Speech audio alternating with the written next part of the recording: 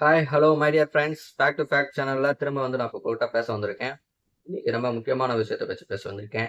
இந்த gen Z கிளர்ச்சி gen Z கிளர்ச்சி அப்படின்றத பற்றி உங்கள்கிட்ட பேச வந்திருக்கேன். இது என்ன ஜென் இஜெட் கிளர்ச்சி அப்படின்னு சொல்லி, இந்த நேபாளம் நாடு இருக்குல்ல, இந்த நேபாள நாட்டில் வந்து பார்த்தீங்கன்னா ஒரு ஜென் இஜெட் மிகப்பெரிய அளவில் கிளர்ச்சி நடந்திருக்கு. மிகப்பெரிய கிளர்ச்சி மீன்ஸ் ஒரு போராட்டம் நடந்திருக்கு. அதில் இந்த ஜென் இஜெட் வந்து சமூக இதை எப்படி குறிப்பிடுறாங்க அப்படின்னா 1900 1992 அப்படி வச்சுக்கோங்க. சாரி, 97. 1997. ஏன்னா 92லாம் தொழில்நுட்பம் வரல, டெவலப் ஆகல டிஜிட்டல். ஸோ 1997ல இருந்து 2012 இந்த இடைப்பட்ட காலகட்டத்தில் பிறந்தாங்கல்ல மக்கள். இந்த இடைப்பட்ட காலகட்டத்தில் பிறந்த மக்கள், இவங்களை தான் சமூக என்ன சொல்றாங்கன்னா ஜென்ரேஷன் இஜெட் அப்படின்னு சொல்லுது. ஜென்ரேஷன் இஜெட் அப்படின்னு சொல்றது. இதை தான் ஜென் இஜெட் அப்படின்னு சொல்றது ஷார்ட் ஃபார்ம்ல சொல்லப்படுது.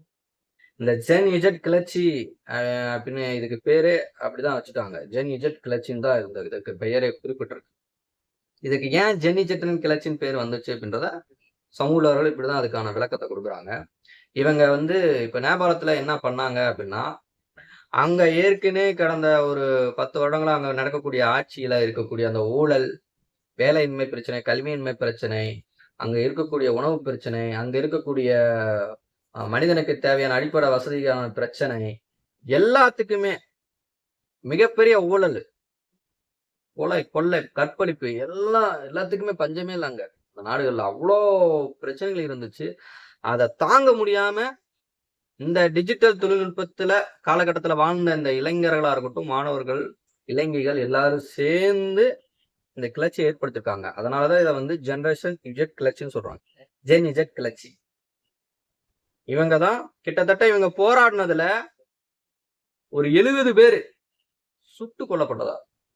70க்கு மேலேயே சுட்டு கொல்லப்பட்டிருக்காங்க. இதுல கணக்குல வந்தது 70, பட் 70க்கு மேலேயே சுட்டு கொல்லப்பட்டிருக்காங்க இந்த போராட்டத்துல. அது மட்டும் இல்லாம நிறைய பேர் காயங்களும் பெற்றிருக்காங்க. அதனால இந்த பிரச்சனையினால இப்ப இடைக்கால அரசாங்கம் வந்து அறிவிக்கணும்னு சொல்லி இவங்களோட போராட்டம் வந்து இருந்துட்டு இருக்கு. செப்டம்பர் மாசம் முதல் வாரத்திலே இந்த போராட்டம் நடக்க ஆரம்பிச்சிருச்சு. இதனோட தாக்கத்துல இவங்களோட போராட்ட குணத்தை பார்த்து மற்ற நாடுகளான மடகாஸ்கர் தீவுலையும் இருக்கட்டும், கென்யாவிலையும் இருக்கட்டும், இப்ப செப்டம்பர் 25ல மிகப்பெரிய போராட்டம் வெடிச்சிட்டு இருக்கு.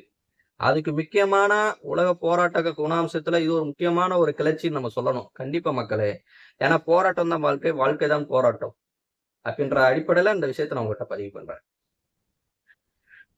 இந்த இடைக்கால அரசாங்கம் நிறுவ வேணும் அப்படின்ற அவங்களோட கோரிக்கை வந்து நியாயமா இருக்கிறதுனால என்ன பண்றாங்க அப்படின்னா, முன்னாள் தலைமை நீதிபதி வந்து சுஷீலா ஹர்கி தான் வந்து அவங்களோட அறிவிப்புல வந்து இடைக்கால அரசாங்கம் வருது.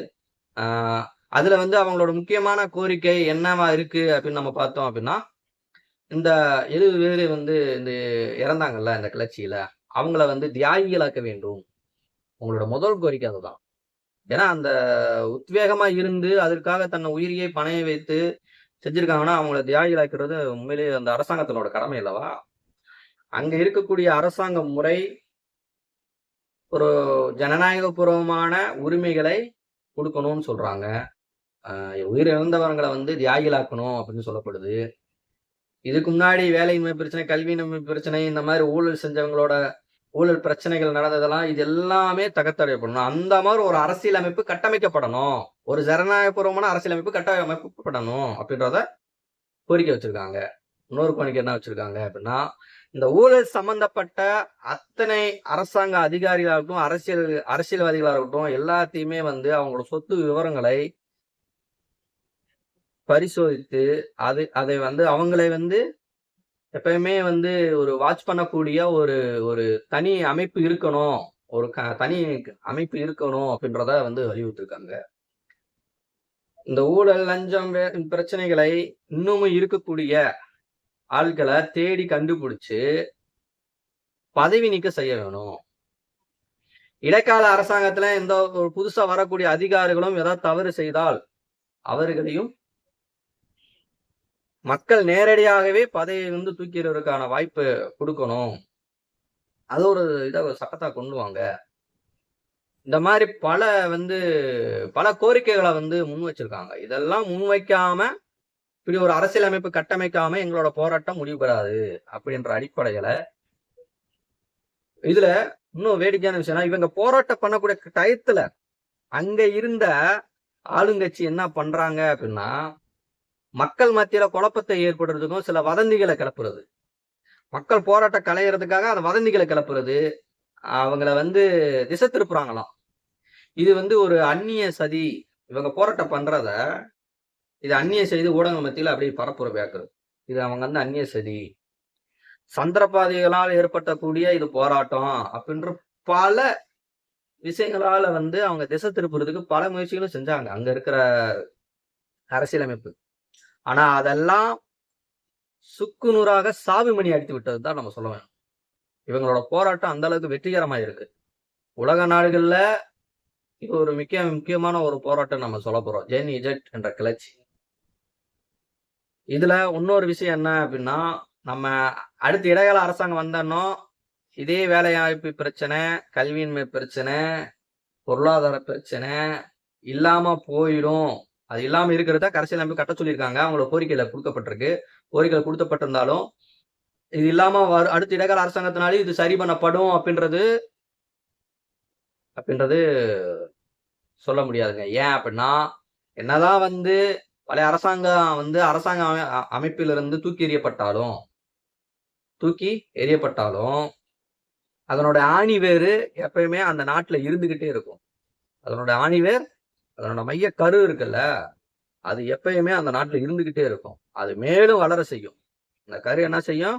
மேலும் மேலும் மேலும் மேலும் மேலும் வளர்ந்து மறுபடியும் அதே பிரச்சனைகளை கொண்டு வரும். அது முற்றிலுமாக தூக்கி எறிகிறதுக்கு ஒரு அரசியலமைப்பு வேணும். அந்த மாதிரி அரசியலமைப்பு இருந்தா மட்டும்தான் அவங்க சொல்றது பாசிபிள். இல்லைன்னா கொஞ்சம் மறுபடியும் அந்த பழமை விஷயத்துக்கே போயிடும். ஒரு முற்போக்கான ஒரு அரசியலமைப்பு வேணும், ஒரு கட்டமைப்பு வேணும் அப்படின்றதான் அவங்களுடைய கோரிக்கையும் இருந்திருக்கு. அந்த முற்போக்கு அரசியலமைப்பு எப்படி? இடைக்கால அரசாங்கம், அதே அரசாங்கத்தை வச்சு இடைக்கால அரசாங்கம் ஏதாவது ஒரு தலைவரை அதிபரை நிரூபிச்சுட்டா சரியாயிருமா? சரியாகாது. அப்ப முற்போக்கு அரசாங்கம் என்பது மாற்று ஒரு அரசியல். அதை புரிந்து கொண்டு, அந்த சித்தாந்தத்தை புரிந்து கொண்டு ஒரு மாற்று அரசியல் தலைவர் வேணும். இப்படி ஒரு விஷயம் இருக்கும்போது மட்டும்தான் அதில் இருக்கக்கூடிய பிரச்சனைகளை நம்ம தீர்க்க முடியும். அப்ப இந்த கிளர்ச்சியினால உலக நாடுகள்ல மிகவும் உன்னிப்பாகவும் கவனிக்கப்படுது. ஆனா உலக நாட்டுல அந்தந்த நாட்டு மக்கள் கிட்ட இது போய் சேர்ந்துச்சானா சேரல. ஏன்னா அந்தந்த நாட்டுல இருக்கக்கூடிய ஊடகங்கள் வெளிப்படுத்தல. ஏன் வெளிப்படுத்தலைன்னா, ஏன்னா போராட்ட குணத்தை எப்பொழுதும் மக்கள் கற்றுக்கொள்ளவே கூடாது. மக்கள் எப்படி இருக்கணும்னா சொன்னதை கேட்கணும்.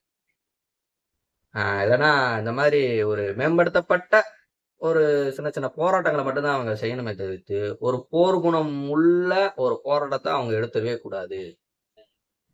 அவங்க ஒரு முற்போக்கு சிந்தனைவாதியாக அவங்க மாறிடவே கூடாது அப்படின்றத அடிப்படையில அவங்க பல நாடுகள்ல இந்த விஷயத்த பத்தி அவங்க மக்களுக்கே அவங்க ஊடகம் வழியா எதுவுமே சொல்றது கிடையாது. ஸோ நம்ம நாட்டுல இந்த பிரச்சனைகள் என்பது இருந்துட்டே இருக்குன்னா இருக்கு. ஸோ ஜன்னிச்செட் கிளர்ச்சியை அவங்களோட கோரிக்கைகளை நம்ம வரவேற்போம். அவங்களுக்காக நம்ம குரல் கொடுப்போம். இன்னொன்று, அவங்க போராட்ட காலகட்டத்திலே அவங்களுக்கு மிகப்பெரிய லெவல்ல சூழ்ச்சிகள் நிறைய நடந்துச்சு. அதெல்லாம் மீறி உடைச்சு தான் இந்த போராட்டத்தை நடத்தி அவங்க வெற்றி பெற்றிருக்காங்க. இது வரலாற்றுல ஒரு முக்கியமான விஷயம், நோட் பண்ண வேண்டிய விஷயம். நம்ம போராட்டம் பண்ணும்போது இந்த மாதிரி நம்மளும் போராட்டம் பண்ணும்போது இந்த மாதிரி பல பிரச்சனைகள் வதந்தி எல்லாமே பண்ணுவாங்க. இது ஏதோ ஒரு அரசியல்வாதிகள் சொல்லி கொடுத்தது அப்படின்றது சொல்லப்படும். அரசியல்வாதிகள் சொல்லி கொடுத்தாங்க. அவங்களுக்கு உண்மையிலே தெரிஞ்சுக்கோங்க, அந்த இளைஞர்கள் மாணவர்களும் போராட்டம் பண்ணாங்க பார்த்தீங்களா, அவங்களுக்கு எந்த சித்தாந்தமும் கிடையாது. எந்த ஒரு அரசியலமைப்பும் அதற்கான அறிவுரைகள் கூறவில்லை. எந்த ஒரு நிறுவனங்களும் அதற்கான விஷயத்தை கொடுக்கவில்லை. அவர்களால் அவர்களுக்கு நடந்த துயரங்களை பொறுக்க முடியாம எதிர்த்து ஃபைட் பண்ணி இந்த கிளர்ச்சியை ஏற்படுத்துறாங்க அப்படின்றத நம்ம புரிஞ்சுக்கணும். கிட்டத்தட்ட அங்க இருக்கக்கூடிய கம்யூனிஸ்ட் கட்சியான மாவோயிஸ்டும், காங்கிரஸ், எம்எல்பின்னு சொல்லக்கூடிய கட்சிகளும் இதுவும் இது 2500 ரூபாய்க்குல வந்து நேபாளத்துல ஆட்சி செஞ்சாங்க. அவங்களுமே வந்து அங்க இருக்கிற ஊழல்களுக்கும் எல்லாத்துக்குமே வந்து நடக்கக்கூட துயரங்களுக்கு அவங்களும் வந்து மிகப்பெரிய லெவல்ல வந்து அதிகாரத்துல இருந்து நிறைய பண்ணிட்டு இருந்தாங்க அப்படின்றதுதான் வந்து நாட்டுல இருக்கக்கூடிய வரலாறு பேசுது. மக்களே நம்ம இது போன்ற விஷயங்களை வந்து நான் உங்களுக்கு அடிக்கடி நான் நிறைய விஷயங்கள் ஷேர் பண்றேன். கவனமா பாருங்க. விழித்திடு தோழா விழித்துடு. இப்படிக்கு உங்கள் அஜித்குமார் ஃபேக்ட் சேனலுக்கு சப்ஸ்கிரைப் பண்ணுங்க. தேங்க்யூ.